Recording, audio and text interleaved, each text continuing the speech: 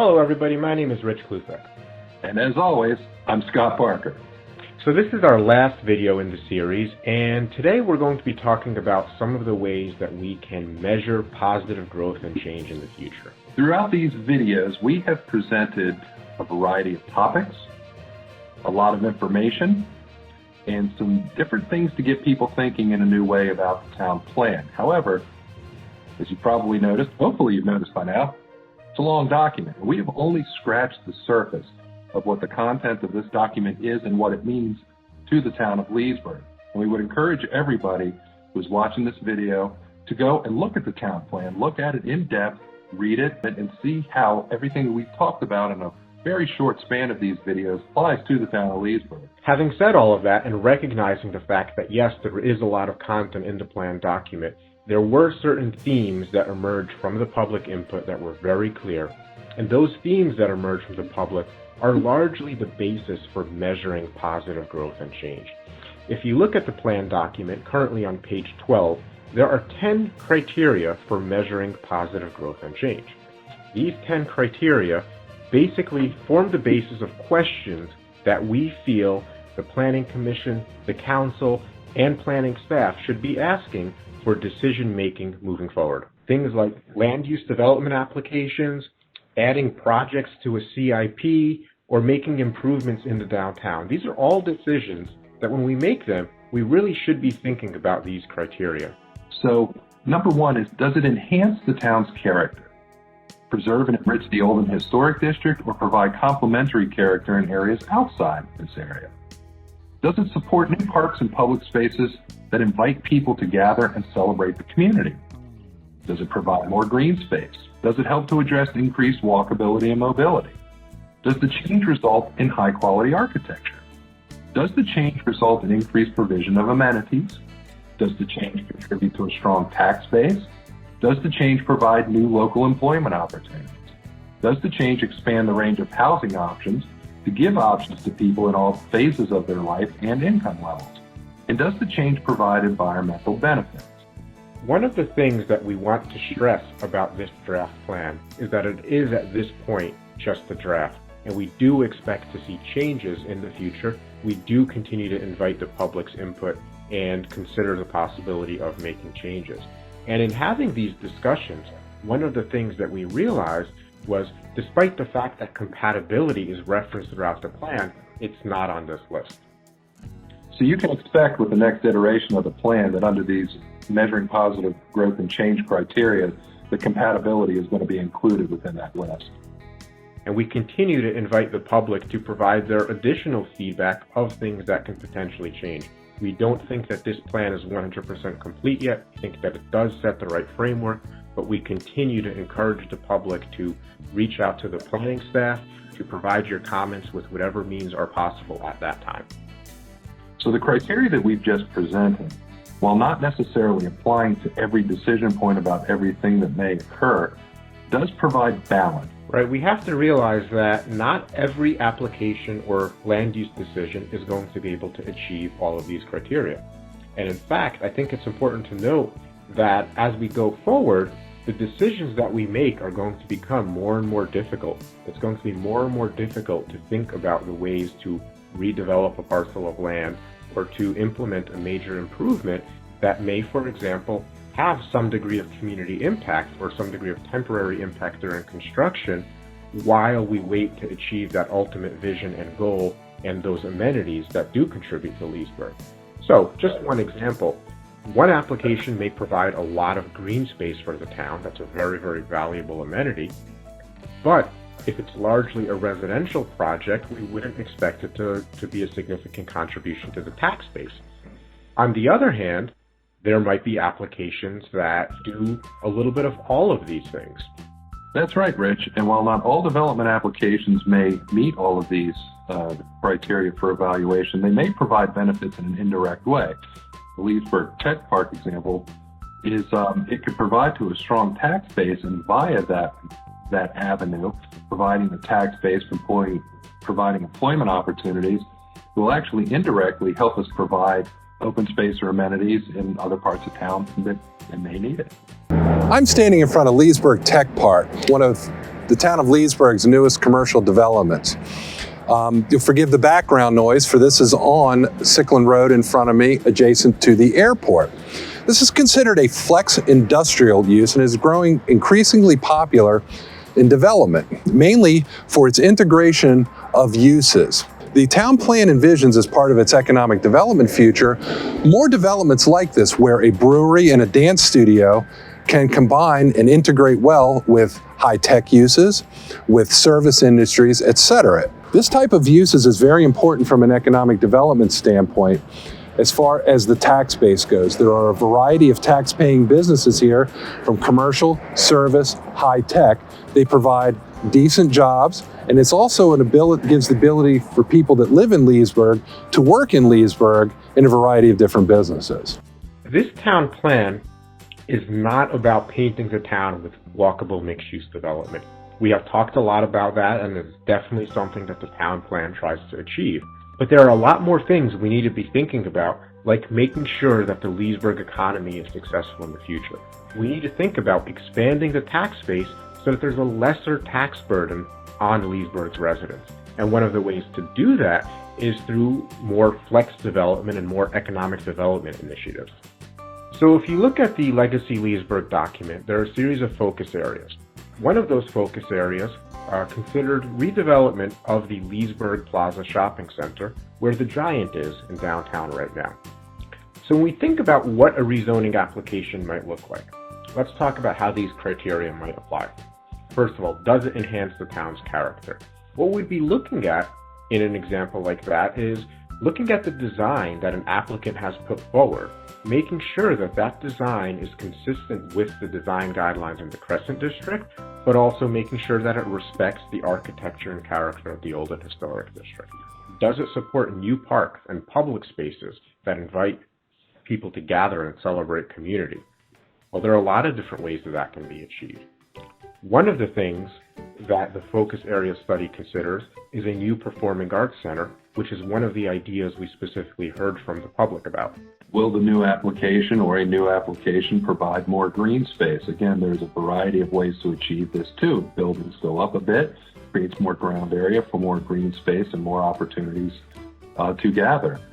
Does it help to address increased walkability and mobility? I, for one, if I needed to walk right now from the Starbucks, although it's a redevelopment, if I wanted to walk from there over to the Giant, that's not the most comfortable walk in the world, I would think. There's a variety of traffic patterns in there, etc. So we would be looking to see that whatever design came in there would address walkability, mobility, and moving people and not just cars.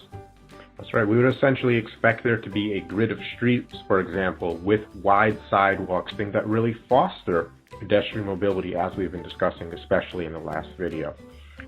Does the change result in high-quality architecture? We talked about that. Architecture is something we definitely want to be looking at throughout Leesburg to make sure that it respects the architectural character. We know that character is a very, very wide-ranging topic, but the architectural character is definitely important. Does it provide increased provision of amenities? What kind of amenities do you think we might be looking for, Scott? Village at Leesburg, I think, is a pretty good example of that right now, which is considered probably one of our, it is the newest mixed-use community that we have in the town. It was approved and started construction right around the recession, and they are experiencing, like every other retail center, the change in the nature of retail, and they're trying to provide a more experiential retail environment. So they have undergone quite a few changes where they've provided play areas for children. They've provided experiences within their development, all considered high quality amenities for this development. There's outside gathering spaces, there's fire pits, there's other things that are being incorporated to create an experience and amenities that the entire town could enjoy.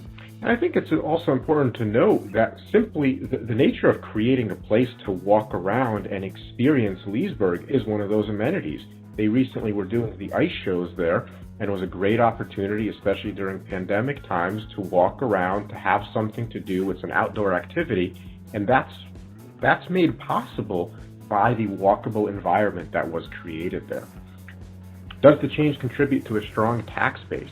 Well, the ways to contribute to a strong tax base in a mixed-use community especially are providing retail opportunities, providing office and employment opportunities. Those non-residential uses are what really strengthens the tax base. In addition, I would point out that by simply creating more value on land, you increase the tax base. If you have more units on a particular piece of property, you create more value to contribute to the tax base than you would, for example, with a single townhouse or a single family home.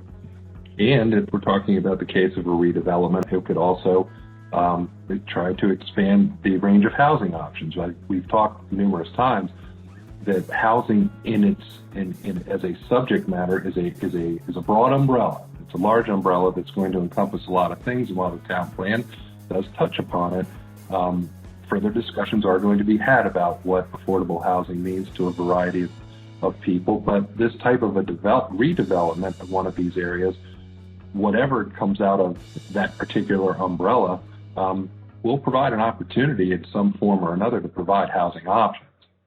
And lastly, let's talk about environmental benefits. When you're looking at redevelopment, especially redevelopment of areas that were first developed decades ago, you need to realize that there's a lot more stringent criteria nowadays for protection of the environment and stormwater, for example. So in redeveloping a site like the Leesburg Plaza site, you would certainly expect there to be less in the way of impervious surfaces, more stormwater infrastructure to control stormwater and to control pollution that enters the stormwater system. There's a potential, looking at that site as well as other sites, people might not necessarily equate mixed-use development with green or tree canopy. You look at a lot of our older centers around the town, they're seas of parking and they're seas of asphalt impervious areas. So the opportunity probably exists in a lot of these cases, in addition to stormwater management quantity and quality, to providing more tree canopy, more tree coverage, and more green to enhance the experience than the traditional development patterns that we've experienced in the past. So that example was actually pretty easy, because the short answer is we expect a redevelopment application for a mixed-use neighborhood to do a little bit of everything. Let's talk about one that's a little bit more difficult, say for example, rezoning application in one of our business and industrial designations. In an application like that, it probably is going to be a little bit harder to achieve more green space that can benefit the community and more amenities. But we can definitely expect an application in one of our business and industrial areas to contribute to a strong tax base. When we talk about development in a business and industrial area, there probably might not be too much in the way of parks and public spaces and places for the community to gather, but that can very much be okay. In the case of a business and industrial area, an application would very much be expected to contribute to the tax base. At the same time, we also want to make sure that applications in the business and industrial areas still do have high quality architecture, recognizing the fact that we need to be looking at Leesburg as a whole. It might not be the same architecture as a residential building, but it still does need to contribute to the architectural character. The bottom line, from the perspective of looking at a redevelopment application, is, again, not every application can meet all of these criteria, but we should be asking those questions when we think about the future of Leesburg. And hopefully by now, Rich, folks that have been looking at all of the videos, and again, what we've just been scratching the surface on, are starting to come to realize this town plan document isn't prescriptive. This isn't a check the box type of a town plan and compliance type of a thing. This is a framework by which all development, whether it be public or private, is measured against one another, and the all-encompassing and all-important character aspect of the town, which has been very vocalized as being the preeminent part of this plan. And to that end, one of the pages in the plan recognizes what we're calling the playbook approach. This recognizes the fact that you have something in mind that we want to do. The town wants to achieve a certain objective, but we're still going to have to make last-minute decisions and decisions on the field, so to say, to recognize the fact that not everything will go exactly according to plan. And hopefully it'll make it easier for our appointed officials and our legislative officials. Gives them a better framework to work within when making the important decisions coming up, because there are no easy decisions anymore. So we've come to the end of this video series. I'd like to remind everybody that we started doing this as a way to reach out to the public and help the public be better engaged. We realized that it was very much a one-way conversation, but your feedback is very much important to us. So if you found these videos informative and beneficial to the process for this project, please let us know in any format that you feel comfortable. Either the like button below, comments, or sending us an email. We would really appreciate it, and would help us and the town in the future to provide information to you. So since we do not have any future videos planned in this series, for the last time, on behalf of the entire project team for Legacy Leesburg, thanks for watching and joining us. Thank you.